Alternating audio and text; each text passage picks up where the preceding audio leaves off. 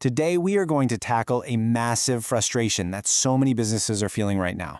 Companies are pouring billions, literally billions of dollars into AI, but the results just aren't there. We're going to unpack exactly why this is happening and show you the missing half of the equation that can finally unlock that ROI everyone's chasing. So, let's get into it. I mean, this is the question, isn't it? It's on every executive's mind. You hire the talent, you buy the best tech, but your AI projects end up feeling more like really expensive science fairs than actual game changers for the business. So why is this huge, frustrating gap between what you're spending and what you're getting back? And look, this isn't just a feeling or a hunch. It's a real documented problem. This quote right here says it all. You get these technically brilliant AI agents that are super sophisticated, but they have almost zero real business impact. It's a pain point that you see across pretty much every industry. So where's the disconnect? Well, a lot of the time it starts with a deeply flawed approach. Right. So most companies, they default to this data-first strategy. And on the surface, it kind of makes sense, right? Get your data house in order, and amazing AI insights will just naturally follow. So they spend millions, sometimes tens of millions, building this pristine, state-of-the-art data infrastructure. Basically, a set of perfect pipes and reservoirs that they think will solve everything. Let's take a quick look at what this perfect plumbing is made of. First up, you have the data lake. You can think of this as just a massive, enormous reservoir. It holds every piece of data you have, all in its raw, messy, original format. Now, this is great for data scientists because they can just dive in and splash around, looking for hidden patterns without any rules. But, you know, that raw, messy data isn't very useful for your average business user who needs to make a decision, like now. So, the next piece of plumbing is the data warehouse. This is where the clean, filtered, structured water lives. It's the single source of truth for all your official reports and analytics. Totally reliable. Okay, so now you've got these two huge stores of data, but how do they talk to each other? How do they connect to the rest of the company? That's where the data hub comes in.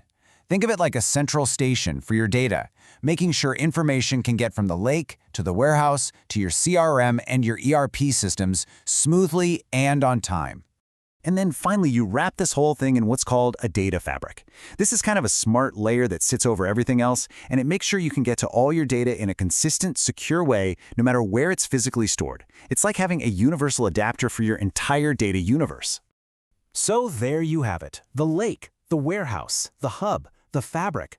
The technical plumbing is honestly a masterpiece. It's flawless, a true work of engineering art. But here's the kicker, and this is the most important part. It is not enough. Having perfect pipes doesn't mean a single drop of water is actually getting where it needs to go to make a difference. So what is missing? It's the blueprint. It's something called process architecture. This is the other half of the coin. It's the strategic partner to your data architecture. See, if data tells you what is happening, process tells you why it's happening and how it should happen. It gives all that perfect data context, purpose, and direction. And this is where it gets really, really interesting.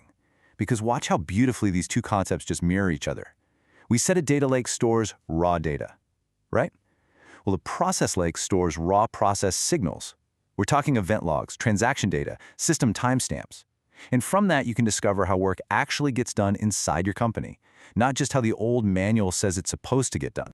And the parallel just keeps going. Your data warehouse stores your clean, validated data, while your process warehouse does the exact same thing, but for your processes. It stores the official, standardized models of how work should be done. It becomes your single source of truth for every operation in the business. See the pattern? A data hub connects your data systems. A process hub connects your standardized process models to everything else in the business. It links them directly to your ERP, your CRM, to specific job roles, and to the KPIs you use to measure success. It basically weaves process knowledge right into your company's DNA. And to bring it home, a data fabric gives you consistent access to your data. A process fabric, its counterpart, gives you consistent execution of your processes. It's the conductor of the orchestra, making sure the work flows smoothly between humans, software bots, and AI agents, all according to that single source of truth we talked about. Okay, so that's a lot of architecture talk. Why does any of this really matter? Because when you finally put these two things together, data and process, you create this incredible multiplier effect. And that is what finally unlocks the real ROI from all your AI investments. The math here is brutally simple, and it's a real wake-up call. Your AI's ROI is a multiplication problem, not an addition one. You could have the best data architecture in the world, a perfect 10 out of 10. But if your understanding of your processes is a 1 out of 10, well, 10 times 1 is still just 1. You are leaving 90% of the potential value just sitting there on the table. I absolutely love this metaphor because it just makes everything click into place.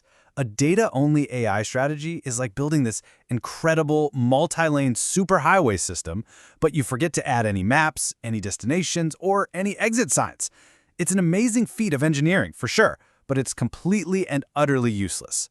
Process architecture, that's the map. And this all leads to probably the most important and, for many, the most counterintuitive shift in strategy.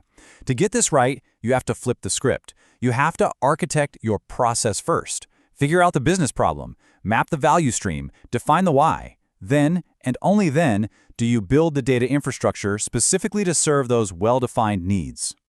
When you do this, you completely change the conversation. You stop thinking narrowly about just building better IT systems, and you start thinking about a much bigger, more strategic goal: architecting your entire business to thrive in the age of AI.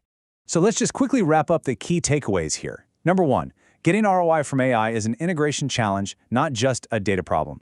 Number 2, process architecture is what tells you what data you need and why you need it. Then, your data architecture provides how to deliver that data. The real magic, the true competitive edge, comes from treating both of these with the exact same level of rigor. And that means your process experts and your data experts have to be working together hand in glove.